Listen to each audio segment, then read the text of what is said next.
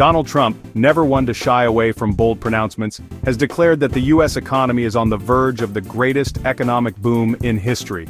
This comes amidst growing concerns of a looming recession. Trump, however, remains unfazed, dismissing these fears as baseless. He assures the American people that the economy is strong and will only get stronger. Trump's optimism, however, seems to be at odds with the data. Economic indicators have been flashing warning signs for months. The stock market has been volatile, and consumer confidence has waned.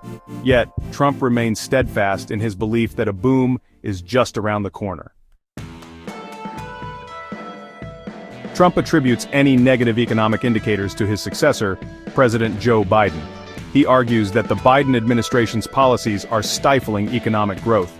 Trump frequently points to rising inflation and increased government spending as evidence of Biden's economic mismanagement.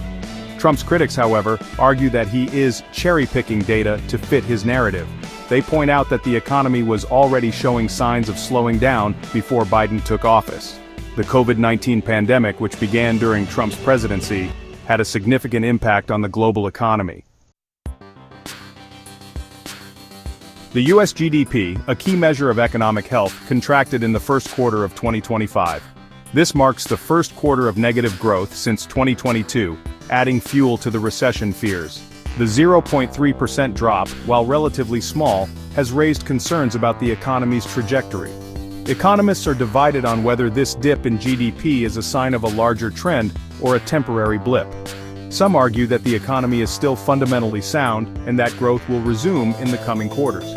Others, however, warn that the confluence of factors, including rising interest rates and global uncertainty, could push the U.S. into a recession. Trump's trade policies, particularly his imposition of tariffs on goods from China and other countries, have been a subject of much debate. While Trump argues that these tariffs are necessary to protect American jobs and businesses, critics contend that they have backfired, hurting American consumers and businesses alike. The tariffs have disrupted global supply chains and increased costs for businesses and consumers. They have also led to retaliatory tariffs from other countries, further escalating trade tensions.